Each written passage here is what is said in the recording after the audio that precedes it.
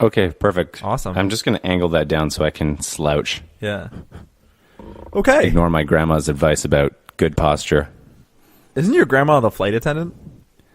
One of them was. They probably both said at one point, "Don't slouch. It's bad for your back." It's bad for your back because all old people think the same things. Exactly. All grandmas have the same life advice. All grandmas. Welcome. You are entering into a strange dimension. A dimension where narratives from across space and time come together. Narratives that could have, might have, or should have been all exist here in one space. This is CineCasters Ultimate Timeline. Welcome back to CineCasters Ultimate Timeline. It is the show where we watch a bad movie and then tell you why it's bad and how we would make it better. I'm always joined by the most illustrious and wonderful Nate Draper. Thank you. Hi. This is Nathaniel Draper speaking. Yeah, it has. It's been a while. Sorry we've been away, but things got busy. Do you want to tell people what you've been up to? I was away in Cambodia for a while, shooting a documentary, and now I'm back in Vancouver working on TV movies here. Wow, yeah. Are you still working for the company we shall not name? Yes, okay. That's correct. Well, we'll leave Same that place. one at that. Can you tell us a little bit about the documentary you're filming in Cambodia? Just maybe a little bit? Yeah. It's about a former Khmer Rouge who's telling his story, sharing his story, and he built a war museum a few years ago. I don't know how many specifics I can get into because it's also there's a bit of a weird political situation at the moment. But anyway, in very broad strokes, it's about him and it's his story. Cool. That sounds fascinating. I can't wait for that to come out. But on my end, for those who don't know, I was in. We were both in Canada, so a couple of our videos were still across the internet, but we were only 3 hours apart. And I, since September, have been studying music at the University of Amsterdam. So now we are 9 hours apart and officially one ocean and one continent away from each other. So the wonders of the internet. And one of the I'm on the opposite end of one of those continents. Yeah, precisely. Mm-hmm. So I also wanted to say that in the meantime, I've been a little bit busy, not just with school, but been releasing music. So if nobody's heard, you can check us out on Facebook or on YouTube, Robot Philosopher, and we have one single out with another single coming out this month, December, and the album comes out in January. Yeah.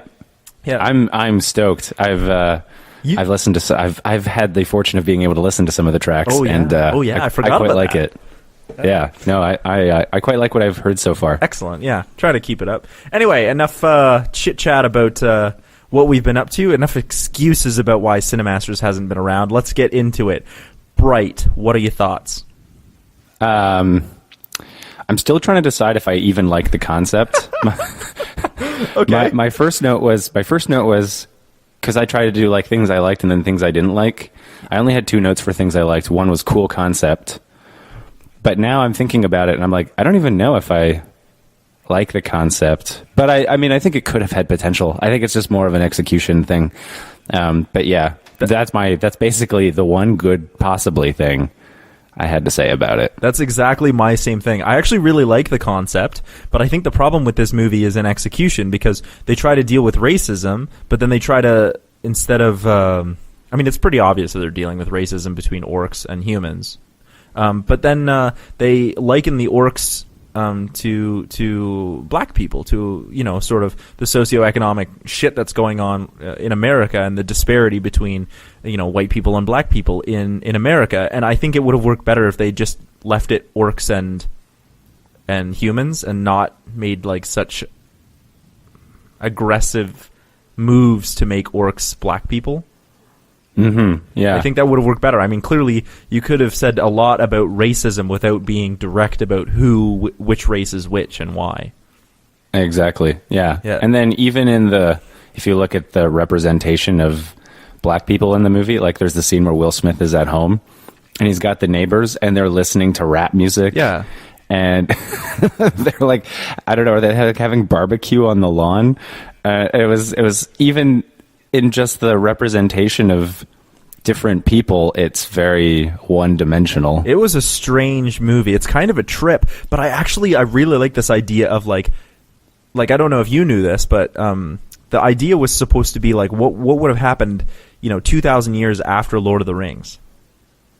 Yeah, exactly. I mean, I think that's kind of the idea, or like Warcraft. Yeah, or Warcraft, except it takes place in clearly in what's our universe. So I think the reason that they often talk about the orcs in Europe is because, like, I think orcs as a race were in Europe, and North America was something that they immigrated to. I don't know a lot about the geography, but there's clearly some history there, and I don't know. I will say this. Well, the thing is, I would say this. I don't know if there is much history there. I don't know if they really thought that far into it. Yeah. Like, oh, who's the bad guy is the Dark Lord. The Dark Lord, And yeah. it's like, who's this Dark Lord? So are we talking about Voldemort, or are we talking about Sauron? Like, yeah, exactly. Yeah. And it's always the Dark Lord. And we don't know anything beyond the fact that he's some really, really bad dude. Yeah. So I can't take credit for this, but my one sort of joke thought about this movie was, if you want to watch a buddy cop movie that deals with racism, you're probably better off watching Zootopia. It's the same movie, but better. Oh, that is accurate. Yeah, that is actually, I hadn't even thought of that. That is so true. This is just Zootopia, except not good. Yeah, exactly. Oh, that's so funny. Huh. Yeah. That's a really, really good point. I wish I could come up with it, but I have to give that one to my friend Justin, who's also the drummer in my band Robot Philosopher. But he was like, I was talking to him about it, and he was just like, yo, this movie's just Zootopia.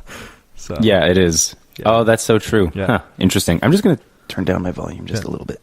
I also want to say that, I don't know. I mean, yeah, okay. Well, why don't we get into it, like, and go real deep and see what are your, I mean, so you talked about what you liked about it. Do you want to get into what you didn't like, or do you want to go right into your pitch? Well, the thing is, so I was trying really hard to think of a pitch for it. I actually really struggled with this one. I don't really have a full fleshed out pitch. I'll get into the things that I found problematic, because I think it ties into the pitch. Anyway, I feel one thing is the movie takes itself way too seriously. Oh my God, yes! The movie takes itself so seriously. And you're like, and they're like, oh, we gotta get the wand, and you're like, can they actually like hear what they're saying? Yeah. Do the characters actually hear what they're saying and how ridiculous it is? Like, yeah, I understand. I get within the world, like, a wand would be like a really big thing. Like clearly a wand can bring someone back from the dead, like as we see in the movie. Spoilers. Or not spoilers, because why are you watching CineCasters? Yeah. But at the same, so I can kind of get it. But at the same time, for me, it was like they're everybody's swearing all the time, and it's trying so hard to be badass when you're like, you already have a cool concept, and you're trying to liken it to racism. Just like cool your jets and delve into the lore and the world, and you'll be fine. Yeah, exactly. You'll be fine. You don't have to, like, everybody's swearing at each other and all up in each other's grills, and I'm like, you don't have to try so hard to be badass. You already have a really great idea. You're overdoing it. It almost becomes campy.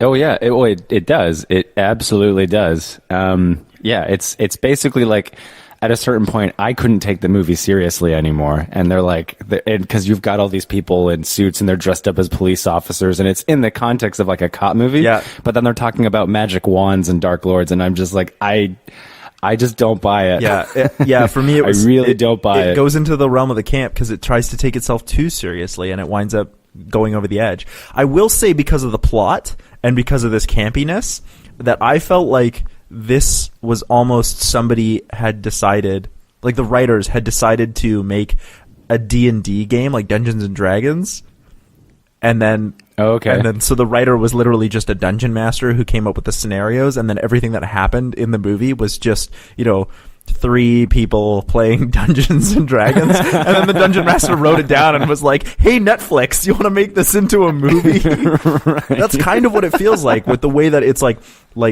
plot and then event and then event and then event. It doesn't feel like a cohesive story. It feels like action, what we might call set pieces, set up in a row that are more akin to, a Dungeons and Dragons kind of setting. Yeah, exactly. Which works for D&D but doesn't work for a film. Yeah, exactly. Yeah. I would say if I was to like tackle it in terms of how to.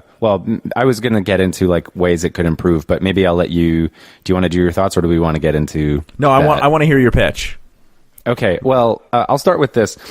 I feel one of the things that's lacking is there's not really a clear intentionality for what the characters want. Like if you pay attention to where the plot starts, it really doesn't start till an hour into the movie. Yeah. When this wand is thrown into the mix. Yeah. Up to that point, it's just saying there's tension. Oh, there's tension. Oh, there's tension between these two people. And there's nothing really new beyond that. It's really not until there's a wand that there's a dilemma that there's a problem that they've got to fix. Yeah, you're absolutely because up to right. that point in the movie, it's really just Will Smith going, I don't like this guy, but he can sit in my car. Even though I don't want him in my car, he can sit in my car. And everybody I'm not gonna be a does the jerk. same thing. They're like, oh, the orc, he's bad. I don't like this guy, but we're not going to do anything about it. Yeah, exactly. So I feel like the biggest thing missing was right off the bat, they just need to have something that they're solving. And instead of explaining the world, like for an hour, Yeah. they should have just gone, all right, we're into the story, and you figure it out as you go along. And then the bits that you need as you go along, they're handed to you. Yeah. Or they're at least explained enough so you can follow what's going on. Absolutely. And you get, yeah. So that would be, in very broad strokes, how I would approach it. And my solution to that is I'm going to do the same thing I always do. I'm going to make someone else the main character, and I would make Nick the main character instead of Will Smith. Yeah. I actually did something very similar, so. Okay. But I want to hear your pitch. Okay, well, my pitch is actually very vague, unfortunately. That's okay. I had a really, as I said, I had a really difficult time with this. Basically, my idea was, I think it would be a much more interesting movie if it was basically like Seven. Oh. So you would basically have these two characters, and maybe Nick's been on the force for a while, but he's one of the only orcs, and him and Will Smith are paired up with each other, and because they have to find someone who's been killing people, and this murderer is actually killing elites who basically maintain the social order. So in my version of the world, there's no elves; it's just humans and orcs. Okay. And instead of making it so blatantly about racism, it's more about the class struggle, but the racism would play into that. So the whole idea is the orcs are there. Like, the story that they tell, in the history that they tell, is that the orcs were evil, and now they are subservient to us because they did all these horrible things in the past. And through the story, it's a question of how much of that history is accurate, because that's one thing they never question in the movie. They're just like, oh, the orcs were evil, and that's always the case. Yeah, I have a couple problems with that, but I'll talk about those when you're done. Okay, yeah. See, I thought it would be more interesting if it was a question of a history being written by the victors. Mm-hmm. So basically, humans they won. You tie it more into colonialism, actually. And there was a war at some point. The humans won, and now they've created history to benefit them, and the orcs are held under a repressive imperialist regime. But it looks like the world we live in today. Mm-hmm. And so in this story, it's Nick is paired up with Will Smith, and it seems Will Smith is prejudiced against orcs, because it would be the same thing. Will Smith, in a separate incident, was shot by an orc. Yep. And it's, as the story goes along, it's not about Will Smith being prejudiced because he was shot. It's actually because he's really jaded and doesn't think any change can happen. He actually doesn't agree with the system either, mm-hmm. whereas Nick is a little more young and optimistic and wants to change things. And so it's more of that clash of ideas. And so basically my idea is you follow very similarly to Seven. They're following someone who's killing humans, and this person who's killing humans is killing elites who basically run this system that keeps orcs enslaved. Mm-hmm. And then throughout it, you have Will Smith questioning Nick, like going, oh, but like, how do you feel about this? Like, he's killing my kind, but he's killing them to, like, you must feel good about this. And then Nick is also conflicted. He's going like, no, I don't feel good about this. I don't think this is going to create any peace at all. It would be even though they're it'd be interesting if you wanted to keep the elves, like the elves are the ones being killed, because there's this whole underlying motif in the original movie about how elves keep humans in their place so that the humans can keep the orcs in their place. Oh yeah, exactly. So, I mean, that could work. I felt it was a little too muddy with all these different things, and to make it more just, I mean, you could maybe reference the elves, or they could still be in there, but I think I just felt throwing elves into it was too much. Like, there were orcs and humans, and now there's these elf characters, and there was just too much that they needed to explain and weren't able to explain. So my solution to that was just orcs and humans. Get rid of them. Yeah. It's not necessary for the story. Yep, I hear you. Continue. Yeah, so I mean, I don't know how much I have really beyond that. Yeah, I was going to get rid of the Dark Lord completely. No magic oh yeah, magic could maybe be something that's talked about as a thing that they believed in once, but it doesn't really play into it.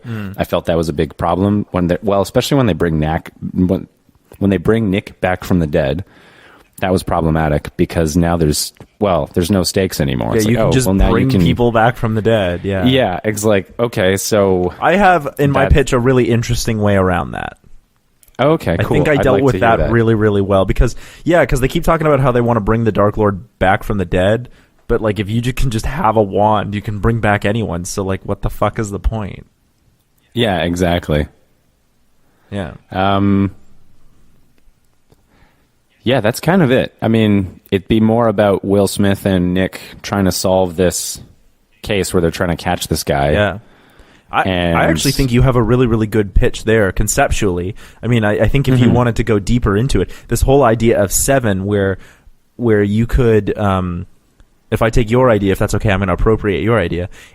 For sure. If you take this serial killer who's murdering elves, but he's murdering them in traditional ways that orcs murder. And so as we go through with Nick and Jacoby, with Jacoby and Ward, as we go through each of the murder scenes, we get a little bit of lore because we can be like, hang on a second, like this person was murdered in the way that this famous elf was murdered, or this famous war between the orcs was about this. And so we get the lore through the murders that are happening. Exactly, yeah. And then in the end, I think it would be like, what's actually happening is it's, if you wanted to tie it back into the original movie, you could have it be like, it's actually an elf who's the murderer, not an orc, but they're like leaving traces to see that it's an orc because they serve the Dark Lord, and so they're trying to like upset the status quo. I don't know. You could go that route if you wanted. I like that idea. That's actually really interesting. Yeah. But the idea is like this elf serial killer is impersonating an orc, so really brutal murders that racist people would apply to orcs without much of a thought, so that they could get people riled up again to overthrow the system, but not overthrow the system for the good, overthrow it so that chaos happens, so that the Dark Lord can slaughter billions, because that's really the only motivation the Inferni give him in the original movie. He's gonna slaughter billions. Exactly. Yeah.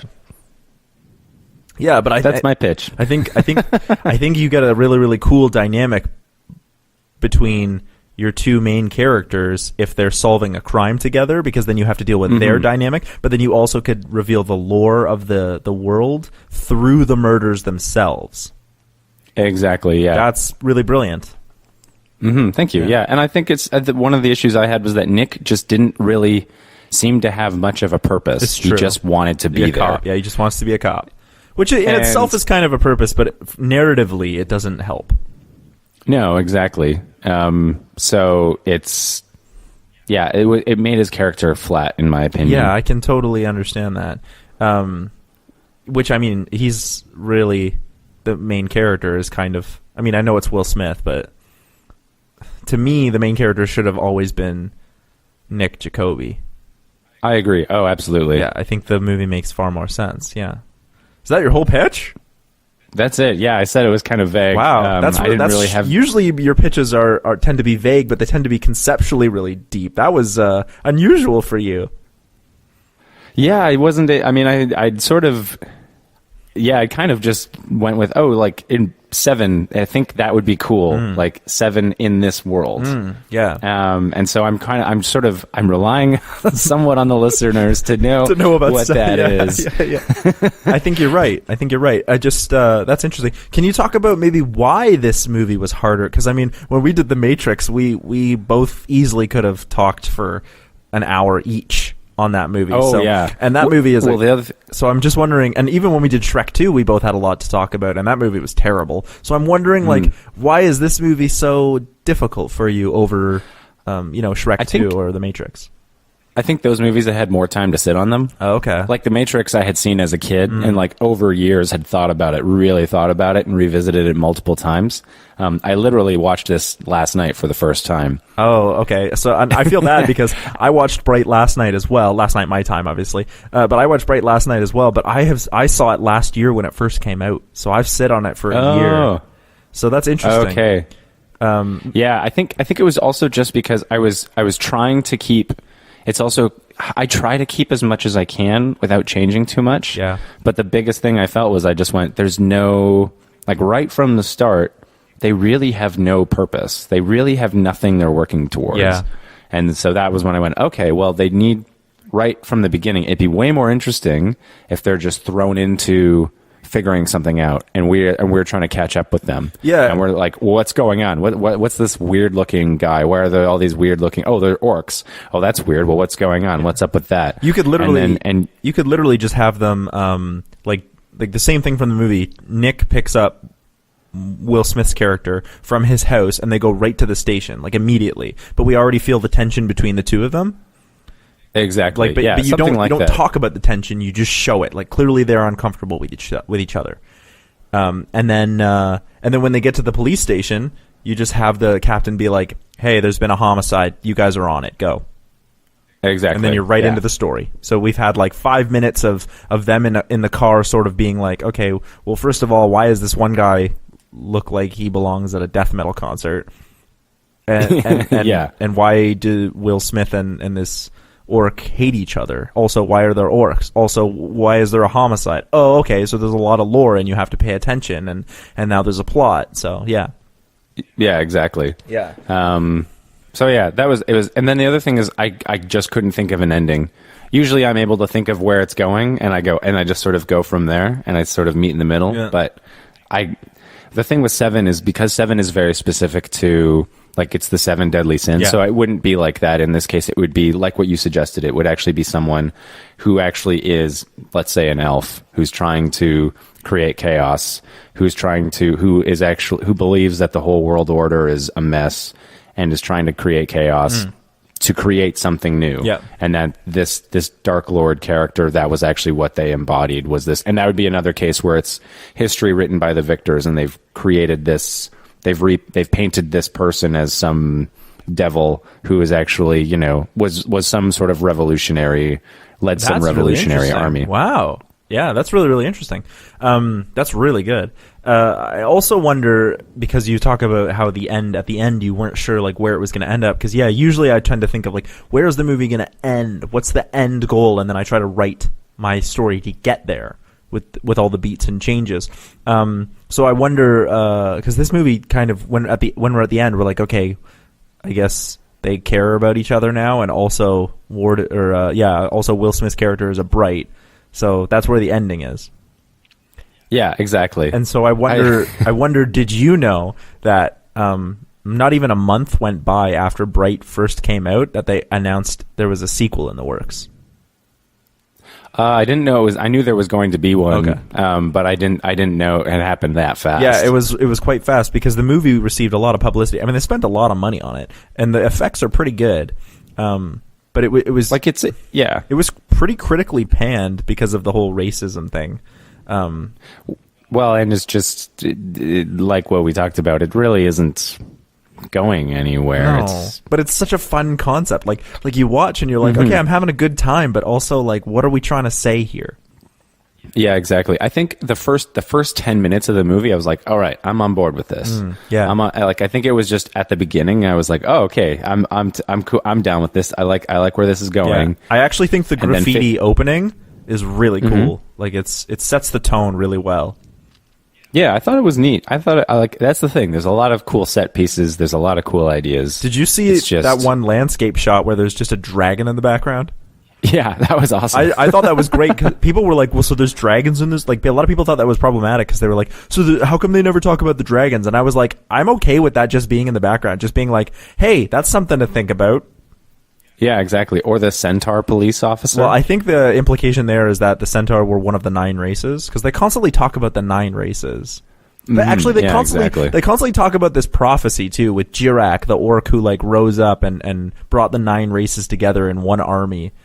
And you're like, okay, great, you can talk about a prophecy, that's fine, but if you don't tell us what the prophecy is, that's really problematic. Yeah, exactly. Or if it doesn't really... Yeah, I don't even remember that part, to be honest. It's not really that important. I remember at the beginning, there's the prophecy that shows up, and I went, okay, there's a 99% chance that it's one of these 2 characters fits for this prophecy. Yeah. I mean, I'm sure that they knew that when they put that up there, but... The other thing is, at the end of the movie, it's like, it doesn't really do anything for the story. It's literally like, oh, Will Smith picks up the wand, defeats the bad guy, movie over. Movie over. It doesn't change. It really doesn't change anything at all. Nope. Yeah, I think I have a really, really cool way around this. So, okay, yeah, cool. If you're okay, well, I'd like to. That's it. That's all I got. I have quite a bit written. So, and as always, instead of going from the conceptual side, I always go from the narrative side. I think that's what's great about CineMasters is that we always go from 2 different sides. Yeah, definitely. Okay, so. Just a couple of things I want to get out of the way before I go into mine. I thought Joel Edgerton, the guy who plays Nick Jacoby, is just unreal. He makes this movie for me. I disagree. Really? I just think he does such a great job at being awkward and trying to be... trying to understand like human interactions. I think his performance was the least bad. If that's the way you want to put it, then okay. Yeah. The least bad. I actually think that this TV show would make, or this movie would make a better TV show. I know I say that all the time, but I think if we want to get into the lore and the background and the world building, it would have been better over like 12 one-hour episodes. I could... I mean, if they were like good episodes... Yeah, there'd have to be a lot of reworking, obviously. But like, yeah. I know I say that about like every movie we watch. Like, this would make a great TV show, but I like I like the character. I mean, we've talked about this before. I like the character-driven format of TV shows because there's not this big budget, unless we're talking Game of Thrones. There's not this big budget aesthetic, so you have this this sort of character-driven by necessity, and I think that works better. So, So yeah, I want to like this movie, but I also in my movie version, I didn't talk too much about the racist implications. I mean, I touch on it a little bit, but like, I'm a white dude, and that's hard to like really talk about and hit the nail on. I mean, obviously, I have my thoughts on racism, and I know it's problematic, but it's hard for me to talk about and just be like, we can solve racism this way, as the movie I think any movie tries to do. So there's this great episode on Bright from the guys from Wisecrack on YouTube, and they talk a little bit about why Bright is problematic in terms of racism. So if you want to hear more about that, I recommend that. And if any listeners out there want to check that out, it's the Wisecrack edition on Bright, What Went Wrong, and tell them that the CineMasters sent you, because it's really worth watching. So yeah, if you're ready, we'll get into this.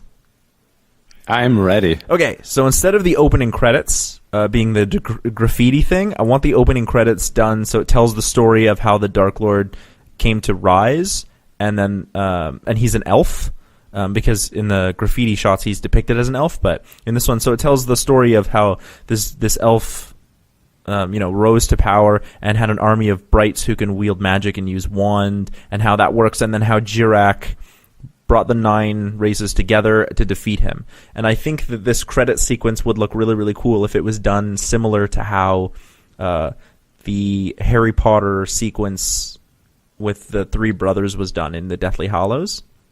Oh, yeah. With that sort of like shadow puppetry style, I think that would work really, really well. And with the credits going on at the same time, so that, simplistic storytelling, but to get the idea of what the prophecy, or not the prophecy, or of what the past kind of like is. what they do. They do something like that at the beginning of Coco. I haven't seen Coco yet. Oh, you should check that out. I mean, it's a different style, but they use like they experiment a little bit with style over an opening credits to just explain, just to fill you in, so that when the story starts, you're like, oh, okay. That's exactly what I'm talking about. What's going on. Yeah, just with the credits, you get a little bit of story with what is going on while the credits are happening, so that you can get into it. Not that I think the graffiti credits are bad, but I think that could have been done better. So then, after the credits happen, we have Ward, who's Will Smith's character. Wake up, he's stiff. He's stiff, and he holds his chest, and we see the bullet scar that he had. But we don't know what it's from. We just see the bullet scar. He wakes up, and we're introduced to his wife and daughter. His wife explains that she doesn't want Jacoby in the car with Ward. We don't know who Jacoby is yet, but she doesn't want Jacoby in the car with Ward because he almost got Ward killed in a shooting. So now that explains where the scar is. So then Nick's daughter overhears, Ward's daughter overhears, Sophia, and Ward tries to explain that all the races are different but equal, but he's trying to do this while his wife is explaining that an orc cop is like not a good idea. So okay. So what we have, so then Jacoby shows up and offers to take Ward to work. He speaks with Sophia. So Jacoby and Sophia actually interact, and Sophia says something that's unintentionally racist. So it's not overtly racist, and Ward himself and his wife, they're not overtly racist. They're systematically and systemically racist. So they want to be good people. They want to believe that an orc can work as a cop, but it's so ingrained in their psyche that they don't understand when they're being racist. So I want Sophia to say something that is sort of like, wow, that's super not okay, but she doesn't know it. Oh, okay. Yeah. And then Jacoby, he's like, he doesn't seem to mind. He kind of shrugs it off. And it's clear that he and Sophia know each other from the past. Like they've met before. So that they seem to get along. Like there's some history there. Just to show that like Nick and like Jacoby and Ward have some actual relationship. You know what I mean? Like, so that he knows that they know each other's family. Also in this one, I still want Jacoby to be a rookie, but he's clearly a rookie. So he's like brand new to the force. So the ride to work reveals that Ward is, like I said, not necessarily racist towards Jacoby, but that their relationship has somehow changed. So we should see that they're having a difficult time seeing each other, and so now Ward is having a difficult time separating, the whole incident where he got shot. Is it because Jacoby is just a rookie cop who might have made a mistake, or is it because he's an orc who let clan blood get in front of police law? You know what I mean? So working through that kind of, like, Ward is trying not to be racist, but he's also like, you're my partner, and are you just a rookie, or can I trust you? And so there's like a layer to dynamic. And this would all be through show, not tell. We wouldn't just straight up say it, because this movie does way too much of that already. So then the police station scene happens. Those can be toned down a bit in terms of what we talked about. Like, everybody's trying to be a badass all the time. Like, you can just have shit happen the way it's supposed to happen. So that they can play out the exact same way. So, like, we can see a little bit of hazing to Jacoby, and we can see, like, not everyone gets along with him, but it doesn't have to be so in your face, like with that one guy with the mustache who's like, my ancestors used to slaughter them by the millions in Russia. Like, we don't need that. That's a bit much, dudes. We don't need to be overtly racist to be racist. That's not how racism plays out mostly in today's society anyway. Not that there isn't big acts of racism. I'm just saying, like, we don't have to show that to show racism as a problem. Right, yeah. So then we're back in the car, and Ward and Jacoby get the call to head over, and they see this hairy dude in the streets flinging a sword around, And then we meet up with Rodriguez, so that whole thing is the same. So in the car, the swordsman, in Orcish, so in the back of the car, the swordsman starts rambling, and he says something about the world needing to know the truth about brights. But Ward is like, what is he saying? And Jacoby's like, I don't know, he's crazy. He's not saying anything. So when they get back to the station, we can still have Ward meet with Internal Affairs, just like last time. But, again, maybe not so in your face about it. Okay.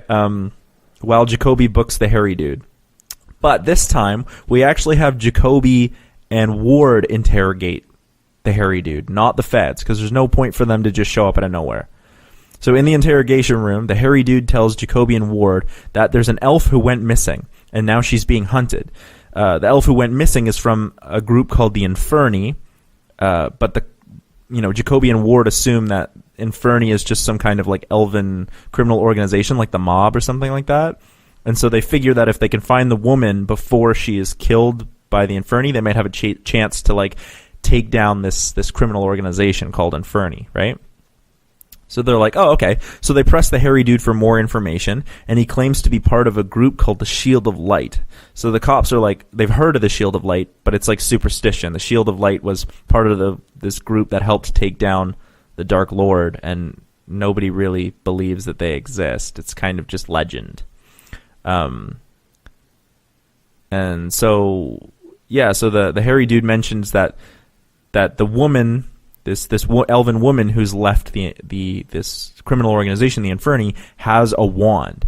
And so Ward doesn't believe him because he's like, you can't just say somebody has a wand and believe them. But Jacoby is a rookie and he wants to play things by the book, so he says we should call in the feds for magical investigation. This guy's claimed that there's a wand. So now the feds have a reason to show up. So over the phone, the feds tell Ward not to say another word and not even to talk with the hairy dude anymore, now that they've mentioned that magic might be a thing.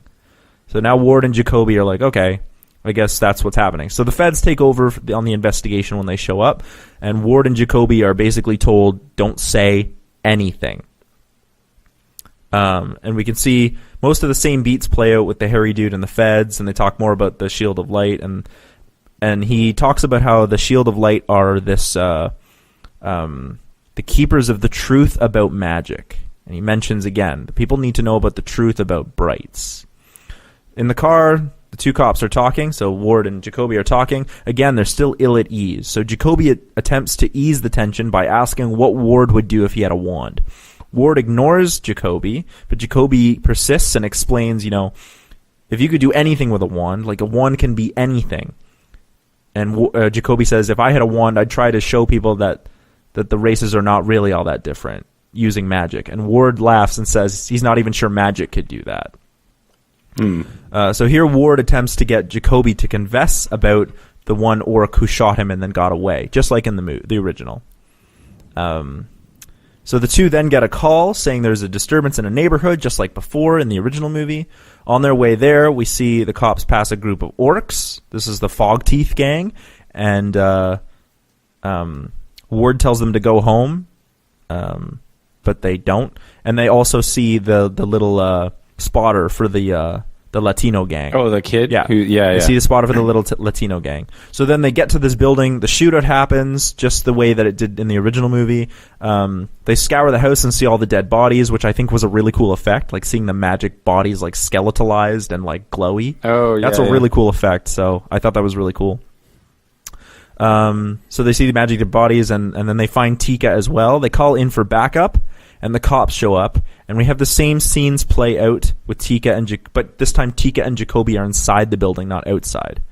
So here's where the big bulk of what I want the movie to change as, because I thought this whole thing where the police officers are inside the building was a really, really good scene, and I think that could have been way more tense. So the way I have it set up is all the police officers that we have, Jacoby, Ward, and Tika, are all inside the building, but the Fog Teeth orcs that we saw earlier show up at the same time as the Altamira Latino gang show up. And now we have these like two gangs trying to get in because they think there's a wand, and we have these cops inside trying to like betray and outdo each other while the tension gets higher because these orcs and Altamira are trying to get inside. Oh, that's interesting. Yeah, so So it's basically just like who's betraying who. So like which one of the cops, those 4 cops that we meet, which one of them are trying to betray each other, and how, it doesn't have to be a long scene. It just needs to be longer than the 5 minutes we got. I just think that that was a really potent scene. Like if a wand can give you whatever you want, how is this going to play about with, these 4 new cops plus Jacoby plus Tika plus Ward? How is this all going to play out? So, right. And actually have Nick in on the conversation, you're saying? No, so he's off with Tika just like before. Oh, okay. But like then Ward could come up and be like this is exactly what I want to happen. So eventually Ward comes up and asks Jacoby. He's like, listen, shit's getting real in here. These cops are. I don't know who to trust, and I can't trust you because of this whole orc shooting thing. And then Jacoby tells him, he's like, I lost the real shooter, and the person that I found was just this Taggart kid. Right? And so the same beats play out, but now when Ward turns around because he knows the other cops are going to betray him, he turns around to go and shoot, but before he can, one of the guys, the other crooked cops, pulls the wand out and attempts to use it, but because he's not a bright, he blows him and the other cops and basically half the building apart. And a bunch of the Altamira gang members and the Fog Teeth gang members, as well as the crooked cops, just get exploded. And now there's all this confusion and nobody knows what's going on. So then Jacoby grabs the wand, and Ward and Tika and Jacoby get out while all this confusion is happening. And so they manage to escape, and the gangsters and the Fog Teeth orcs all rush in. But just as they rush in and start fighting each other to see if they can find the wand, the Inferni show up and they slaughter everyone. How they're super brutal in those movies, right? Yeah. They just show up and everyone is dead. So so then we can have the whole thing with the binding spell to show. I thought that was just a really cool scene. So where the wand can't be that far away from its owner. So that scene. So when they crash into the invisible wall, that plays out like before, and we can get Jacoby explaining, how a binding spell works. But this time, when the car crash happens, they get pulled out by other Fog Teeth orcs who think that they used the wand to kill their gang members, and they want blood. They want vengeance. So then they get taken to the church, and we have the same thing play out. But you're moving that scene earlier. Yeah, I'm moving that scene earlier. So then we have the same thing play out where they basically get tortured and beaten, and then Jacoby explains that's the kid who I saved, but then he gets shot and killed anyway. But then Tika, who has the wand, brings Jacoby back to life. And everyone is like, what just happened? And so they manage to escape from the church, but it's not because of a prophecy. They don't the orcs don't just let them leave. They're just sort of in awe because they brought someone back to life. Someone just came, back to life. And then Tika's like, if I can do this, then I can do other stuff. So then they escape from there, but they realize that Tika has magic sickness. I guess this is caused by too much magic. That's how I'm going to explain it. If if you use too much magic, it's like using up too much of your own life force, so you have to use magic to be healed. But they don't know this, and Tika doesn't speak English, because why would she all of a sudden speak English? That was so irritating. So no, Tika doesn't speak English, so she can't explain that she has magic sickness. So they take her to a gas station or a pharmacy, and it's the same thing that happens. They call Rodriguez because they think he's not crooked, and Rodriguez calls the feds, so that whole thing plays out. But then the Inferni show up, and we have the gas station, and then finally Jacoby and Tika manage to communicate to each other that she needs magic healing. So they realize they have to take her back to the building they just blew up, because that's where a healing pool is. It's the closest one. And they would take her to another healing pool, except they can't be far away from the wand's owner, because the binding spell keeps them close to the owner. So they have to go back to that healing pool, which they sort of are like, this is kind of a suicide run, isn't it? And they're like, yeah. So that can all play out the same with the Inferni waiting for them in this huge scene. except at the end, when they go to grab the wand, it's not Ward who grabs the wand, it's Jacoby who grabs the wand. Oh, okay. And Tika reveals that brights are not born, they're made. And they're made by someone being tortured and then brought back to life. Oh, that's interesting. Just the way Jacoby was. And so the reason there's never been an orc before, an orc bright, is because during the time of the Dark Lord, because he was an elf, he didn't believe that orcs were good enough to be brights. But he was creating brights by torturing people and then bringing them back to life using magic. So that's how he created this army of brights and magic users. But he never used orcs because he didn't believe that they were, good enough. And because once the Dark Lord was defeated by Jirak and all that, everyone just assumed that orcs couldn't be born brights because there never had been one and nobody had ever made one. Oh, that's interesting. I like that. Yeah, and so the truth is that the Shield of Light has known that brights can be made, and they've been hiding the truth so that nobody would try and make brights a thing. Because if everybody knew the truth, they'd all go out and try to make everyone a bright. But if you have to torture and then kill and then bring someone back to life, like that's not morally okay to make a bright. So the Shield of Light has been hiding this truth from the world. And Tika now tells them that a bright is made; they're not born. And so Jacoby is when he was tortured by the Fog Teeth and then killed and then brought back to life, he was turned into a bright. So the ending is the exact same as it is with them now talking to the feds at the end, except the feds know everything, and they even found out from the hairy dude, although we didn't see it. They found out from the hairy dude that brights are made, not born. And so now there's some tension because while the two of them are talking, neither Ward or Jacoby says that Jacoby was brought back. They don't say that he was a bright. They keep it a secret because if they know he's a bright, he's dangerous. So they never mention that he's a bright. And they never mention that they know how brights are made. And so they lie. And then, that's the ending. So the idea was that I still want to deal with racism the same way, but I want the story to sort of be about Jacoby as the main character, kind of dealing with racism, and Ward being kind of a systematic racist, not an overt racist. Right. But then also have this story that's literally about more lore while still dealing with racism. So the racism isn't overtly orcs are black people and humans are white people. The racism is more like orcs are orcs and humans are humans, and racism is a problem, but we don't need to have a one-to-one because then it gets problematic. Yeah, exactly. Yeah, and that was a definite problem with the movie. That's my pitch. Yeah, I like it. I like I like where you end up going with it.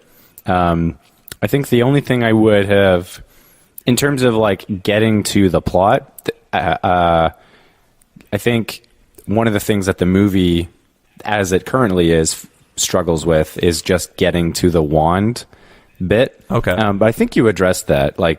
Basically trying to get to that point in the movie sooner would, I think, solve a lot of problems because nothing really happens up to that point. Yeah, well, I tried to fill in that a bit with making the emotional tension between Ward and Jacoby not stupid.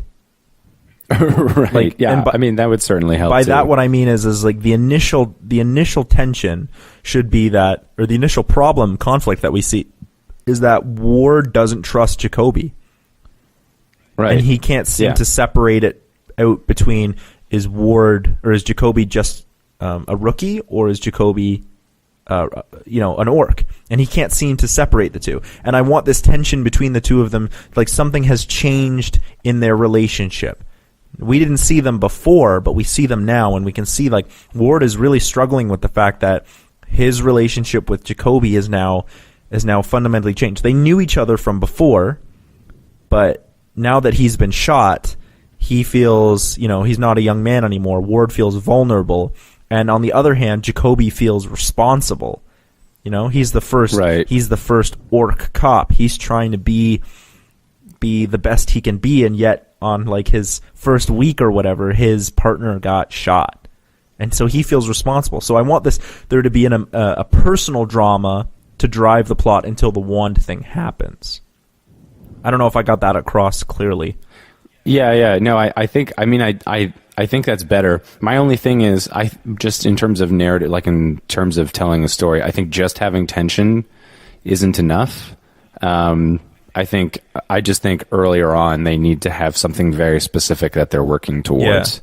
Yeah. So it might even be better if we just like get rid of the first half and just I don't know. I do feel like you need like 5 or 10 minutes to just introduce who the characters are and then throw them right in. Mm-hmm.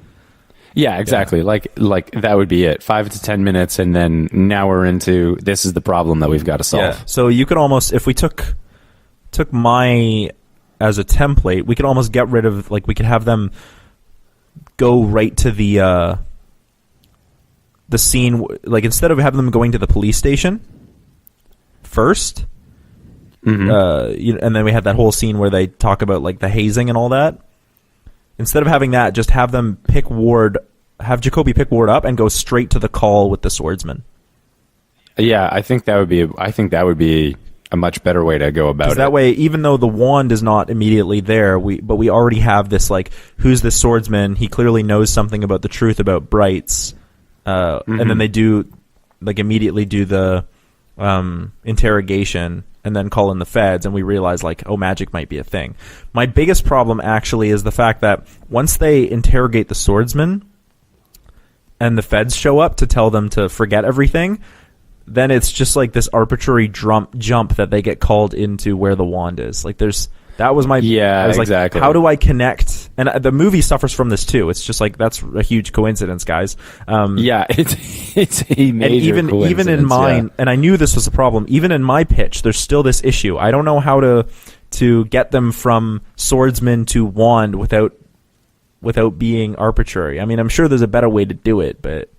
Right. I mean, it could just be a case where they're responding to something immediately related to the swordsman thing. Yeah, but then I wanted to get the feds in there as well, because that was the thing. I mean, even it could just be like they just get called in and there's a shootout and then bam, wand. Like, yeah. Well, I also think actually that might even work better. Like, just cut out but then actually that's not even a bad idea, because then you could just make like this. You know how I had the whole idea about well, what if we just made the movie a bottle episode? Yeah. Like literally the movie is we have them... It fits like in the middle of the season kind of a thing? No, yeah, well, that's what I mean. But I mean, you know how I talked about how I thought the scene of them with the wand being trapped in the building with all the gangs? Mm-hmm. What if the bulk of the movie was like, in an hour and a half movie, the 40 minutes of the movie were just, who's betraying who? Oh, that would be way more. I think that would be really interesting. And then actually, instead of having just Jacoby, Tika, and Ward as the 3 main characters, we could actually introduce a couple more of the cops as potential, main characters. So instead of having a cast of 3, you have a cast of 5 or 6, and they're all sort of like betraying, and almost like Primer, except in one building, and you never know who's betraying who and whose side who is on. And at the end, they all want the wand because the wand is magic power, right? And then that way you could have, and then that's 40 minutes of the movie, and then the back half you could have the Inferni show up and have shit just get crazy, because the action in the movie is really good. And the effects were really, really good too. But I think this would have been better as like an emotional drama. I definitely, yeah. Which is sort of where I tried to go with mine, would make it more psychological. Yeah, I think that's both of actually where we were going for. I think because the core of the movie is trying to deal with racism, you can't have an action movie. You have to have a bit more character development. I think that's what we were both actually trying to get at. Yeah, exactly. Yeah. All right. This one was not an easy one for either of us, I think. No, that was a tough one. Mostly because I just felt like it was, a lot of it was really loose, and I liked the idea of these 2 people in a car who are, one's an orc, one's a human. All right, let's start there. What would happen? Yeah, kind of a thing. I actually really like the lore of the world, and so that's why I kind of wanted to keep a lot of that in. I like the idea that like orcs chose the wrong side 2,000 years ago, but they're still paying for it, and it's like, what does that mean? What is Right. the implication there? But but I think we both struggled with this one because even when we did Shrek 2, it was clear what the theme of the movie was. Yeah, exactly. Like it already had more of a structure. It already had something that was like, and the problem that was being dealt with was the problem between Shrek and Fiona. Yeah. I think our issue with that one was that just in the way in which they deal with it and the way in which it's solved didn't really, it didn't really solve the problem. No. It didn't. Yeah. It just, the solution to the problem was problematic. Yeah, it was problematic.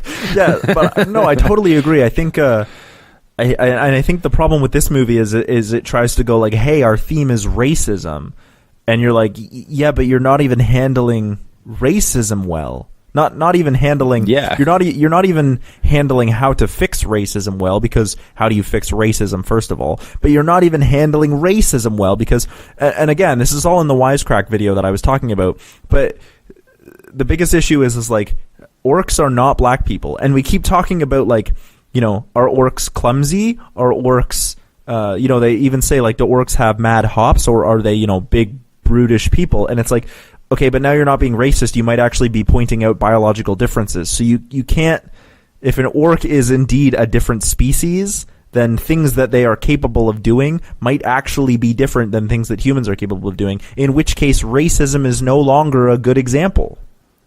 Right, exactly, and that's a fair point to make too. Actually, I think where it would have been stronger was more about a question of just the value of life, because that was one thing that they started with. That was actually one scene that I did like, was at the beginning when he kills the fairy. Yeah, that one. It was genuinely disturbing. Yeah.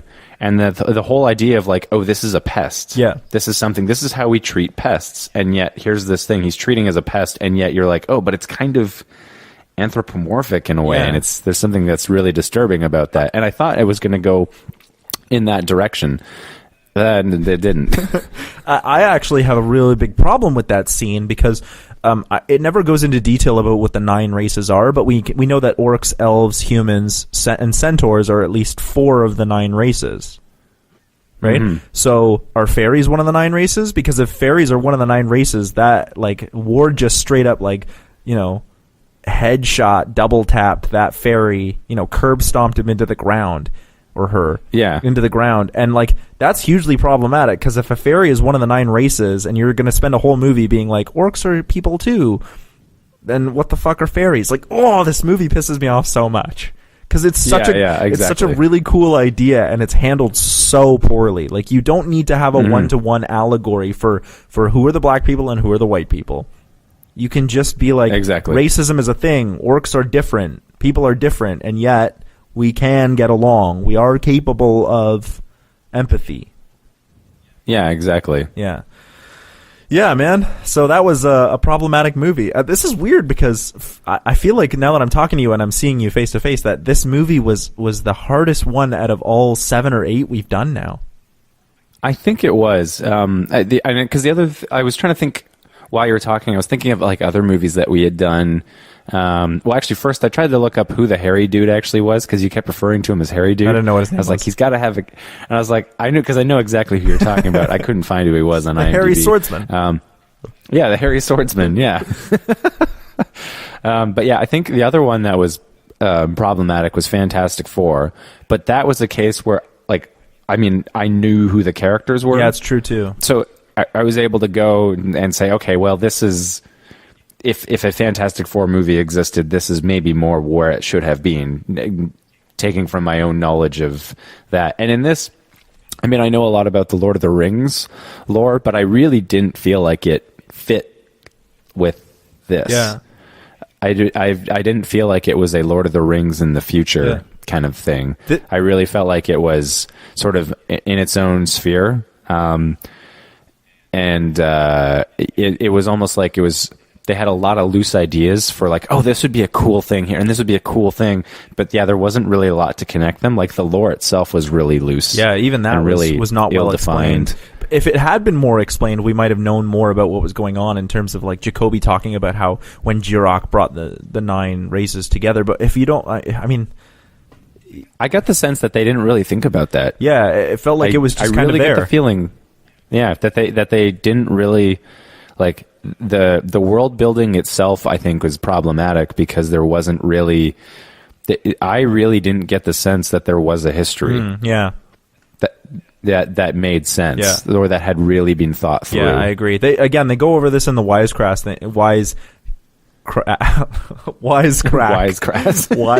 video. You should really check it out. It's worth seeing. I should. I also wanted to say that this is the first movie we've done that hasn't been a sequel or based off of original material.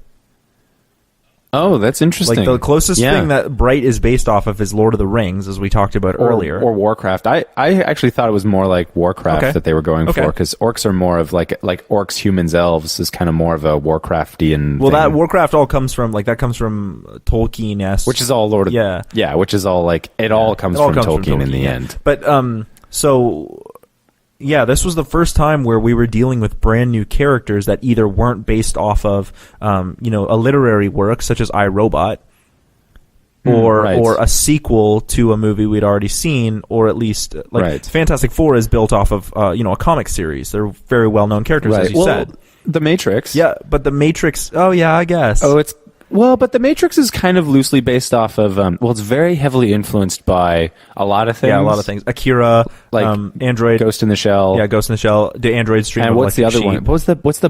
The book? There's a book that actually references this thing called the Matrix. Yeah, isn't that Android's Dream of Electric Sheep?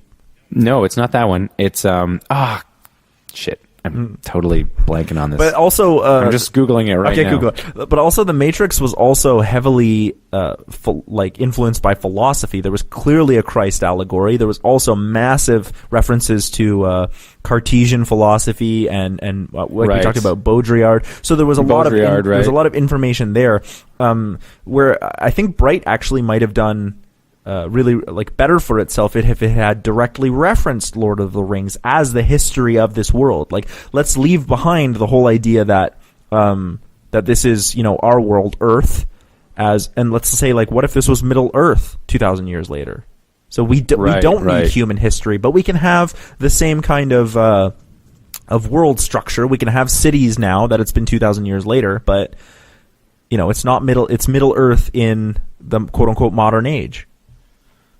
Right, exactly. Neuromancer was apparently I haven't read it, but apparently there's actually this thing in Neuromancer called the Matrix, and it's like this. It's sort of like a connected virtual reality of some kind. Yeah. Anyway, sorry, but yeah, I would agree. The only thing is the Tolkien estate would probably have nothing to do with that. Well, I mean, the Tolkien estate might have more to do with it if the movie didn't suck.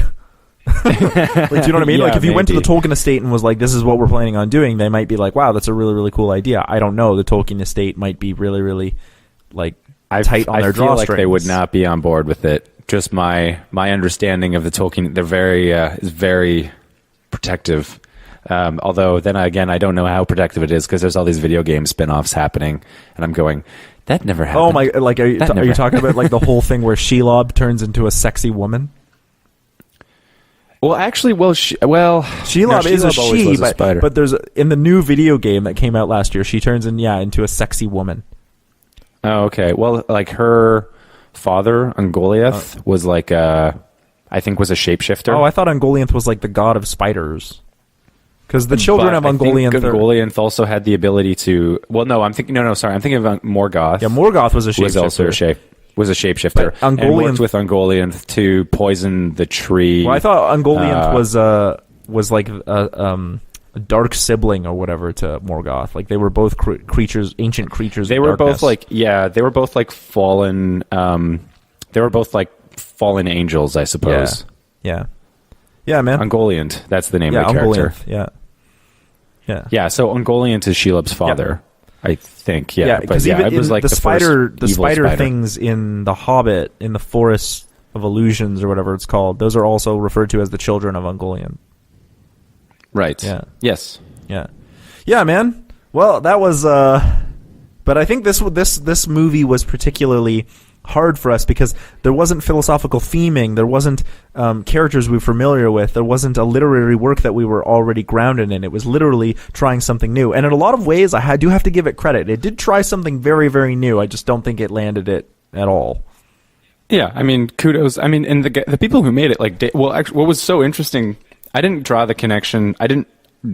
Somehow David Ayer, so he directed the movie. He also directed End of Watch. I'm watching the movie and went, wow, this is a lot like End of Watch. This is like it reminded me a lot of End of Watch. What's End of Watch? And it's the one with Jake Gyllenhaal and I can't remember his name. It's police officers in LA. Oh, okay. It's actually like a good version of this movie. That isn't Zootopia. And so, yeah, exactly. But it's the same director. Wow. Okay. As End of Watch as Bright. And so, I didn't clue into it until looking it up later, and I went, oh yeah, he directed End of Watch. Okay, well that makes sense because it reminded me a lot of End of Watch. But End of Watch is actually a good movie. Yeah. Okay. Yeah. Very interesting. But it's like very raw and it's very real, and I feel like that. I think they tried to go for that with this, but they didn't quite. Wait till you see End of Watch. Like it's much more like it's kind of messy, but it works stylistically for the story. Whereas this is maybe a little too polished, maybe. Well, it's polished in in post production, but in the actual movie itself, it's frustratingly gritty to the point where it's campy. Right, yeah. But I think I know what you mean. Yeah, okay, I know what you mean. Yeah. All right, dude. Do you want to push yourself out on the internet and tell people where they can find you, as always? Yes, I think it's Nate Draper. We're never going to get Twitter. That straight.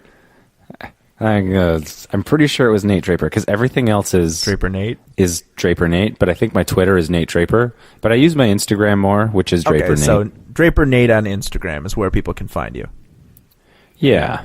And for me, you can find me nowhere because I'm not on the I'm not trying to not be anywhere. But if you want to follow other things we do, you can find us on Facebook and on YouTube, of course. You can also, if you want to follow other works that I'm doing, you can check me out at Robot Philosopher on Facebook and on YouTube. Check out that music. You just released a track as well. It was really, really chill. Oh, thank you. Yeah, that's my SoundCloud. I think what's my SoundCloud? Well, actually, I think you have a bunch of CineMasters on SoundCloud too. Oh, I have it. Well, there's the CineMasters account, but SoundCloud for me is just Nate Draper. Okay, there you go. And we'll see you all next time. I'm hoping it'll be a little bit sooner than 4 months later.